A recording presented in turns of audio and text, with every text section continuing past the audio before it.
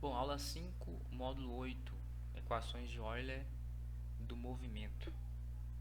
Bom, em aulas anteriores nós desenvolvemos a equação que nos fornecia a quantidade de movimento angular de um corpo rígido tridimensional, que era o HG, né? E esse HG, ou a quantidade de movimento angular, ele era escrito da seguinte forma.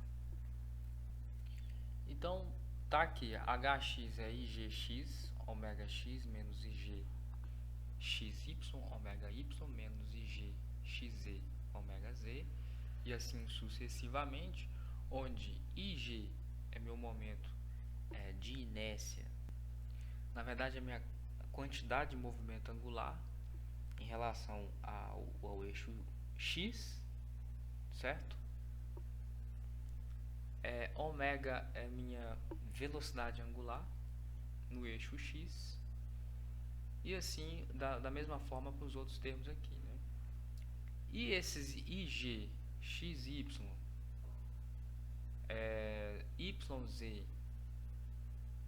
xz são os produtos de inércia, perfeito?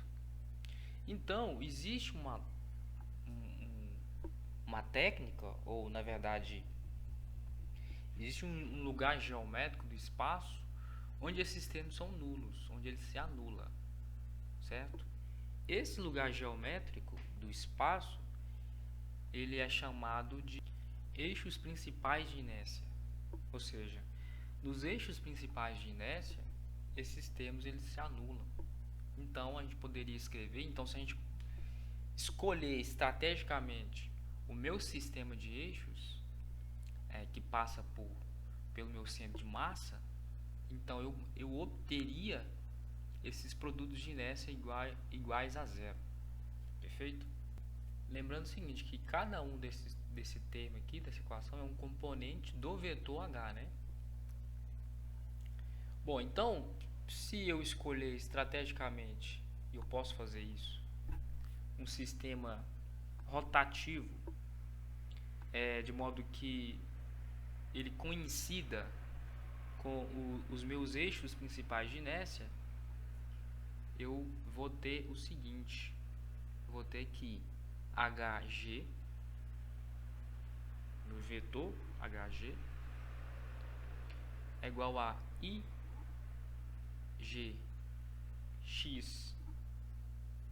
ômega x em I, ou seja, isso é zero e isso é zero, mais IGY ômega y em J, mais o meu IGZ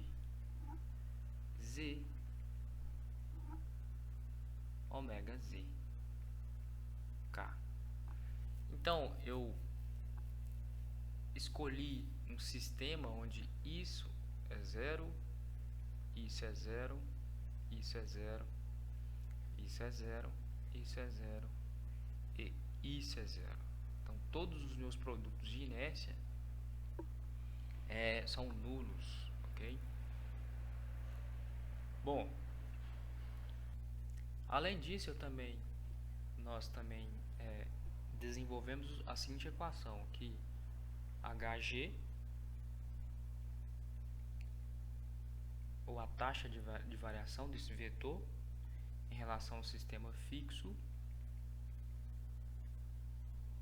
é igual a HG, ou a taxa de variação desse H em relação ao sistema rotativo, mais a velocidade angular desse sistema de eixos, produto vetorial com esse HG, ok? E essa equação aqui também é válida. O somatório dos momentos dos vetores momentos é igual a Hg, ou a taxa, na verdade, de Hg, ok? Fixo, né? Em relação ao sistema fixo.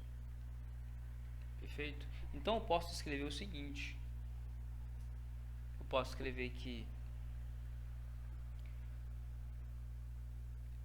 esse vetor velocidade angular é o meu ômega,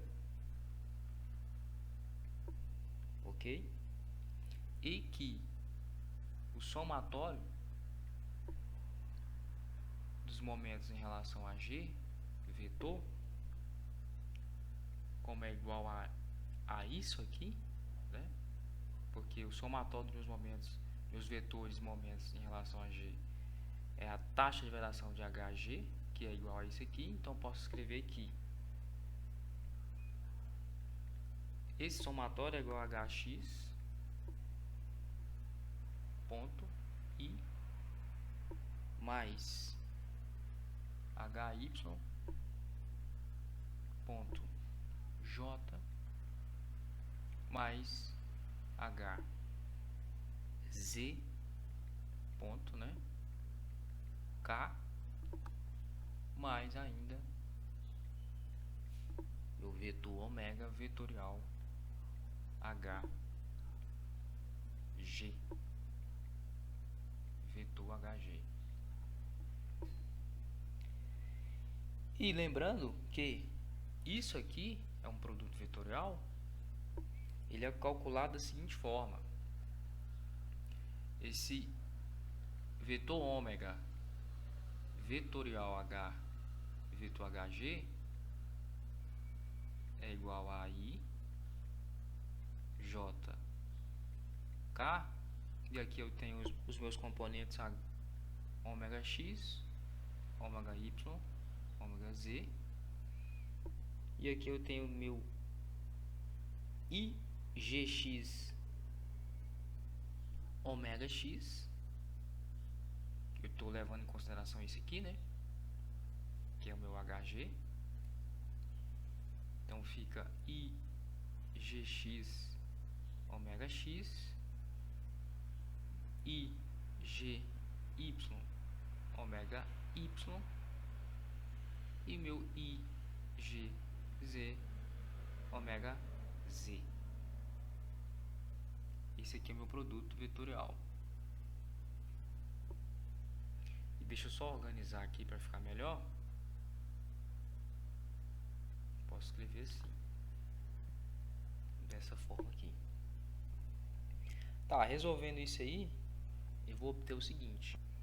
Então, se nós desenvolvermos esse produto vetorial aqui, que é calculado com essa matriz, a gente vai encontrar esses termos aqui para x, ou na verdade para i, né, j e k. Lembrando que isso aqui é um produto vetorial, ele vai retornar um vetor, né? Então, o componente desse vetor em i é isso aqui tudo, entre parênteses aqui. O componente desse vetor em j é isso aqui, e o componente desse vetor em k é esse aqui. Desenvolve aí e você vai ver que vai encontrar esses termos aqui. Tá, mas esse vetor aqui com esses componentes é só esse termo aqui, né? Somente esse, deixa eu colocar aqui é somente esse termo aqui, né? Perfeito? Isso aqui é o meu produto vetorial, que é esse desenvolvimento aqui. Então, se eu somar esses termos com isso aqui, eu vou encontrar. Vamos fazer uma analogia. Vamos fazer aqui só para o i. Então, se eu pegar esse termo mais isso aqui, ó, eu vou ter o meu componente vetorial do meu momento em relação a g somente em x. Perfeito? Então, Só para desenvolver em x, o meu x ficaria o quê? Então, o somatório dos meus momentos em x é igual a, vou pegar só o i, né? Então, h ponto x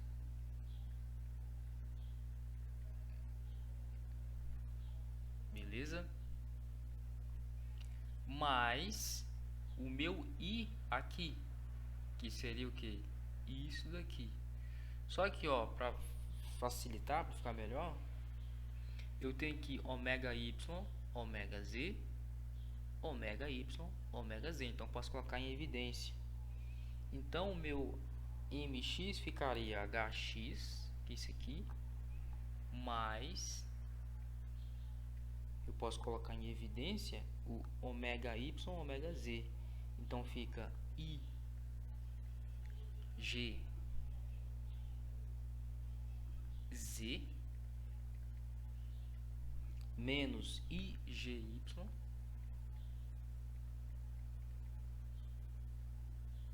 que multiplica ômega Y, ômega Z. Vamos conferir? Ômega Y, ômega Z, IGZ positivo menos IGY negativo. É isso aí. Aqui é uma soma, né? E aqui é uma multiplicação. Perfeito.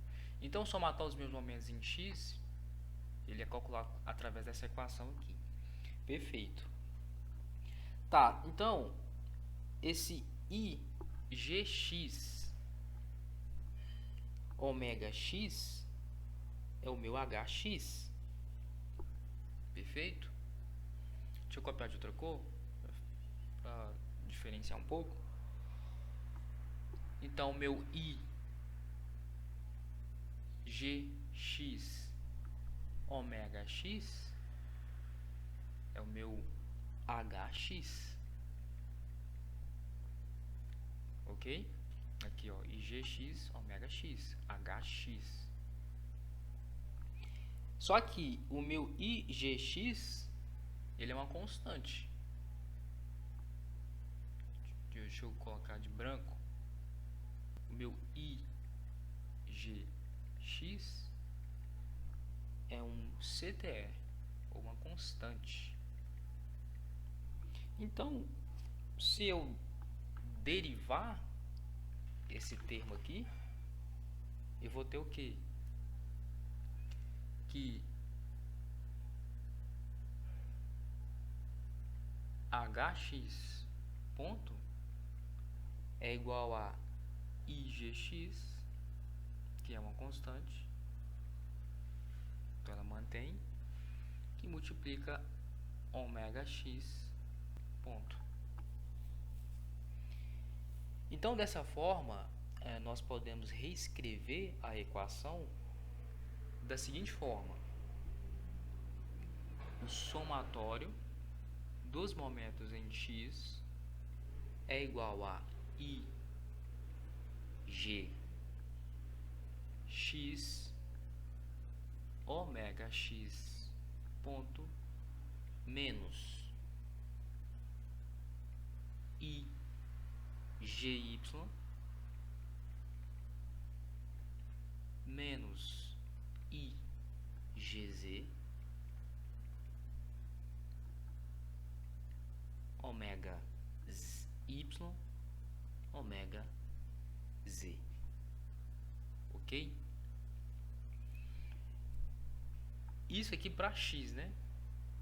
Eu posso fazer a mesma analogia, posso fazer as mesmas análises para y e para z. E o que eu vou obter? Equações semelhantes, né? Então, posso escrever o seguinte, que já tem aqui o x, né? O somatório. Deixa eu escrever para cá, que ficou muito grande ali. Somatório dos momentos em y é igual a IGY ômega y ponto menos, ó, x foi y, z. Y então vai ser zx, então menos igz menos igx. Agora x foi ômega y, ômega z. No y então vai ser ômega x, ômega z. Agora o somatório dos momentos em z é i g z ômega z ponto menos ig x menos ig y ômega x ômega y. Ok? Então, isso aqui são as equações que me fornecem os meus momentos. Essas são as equações de Euler do movimento. Então, aqui tem os momentos. Para calcular os momentos em x, em y, em z, eu uso essas equações aqui. Beleza? Bom, guarde essas equações e na próxima aula a gente continua. Abraço.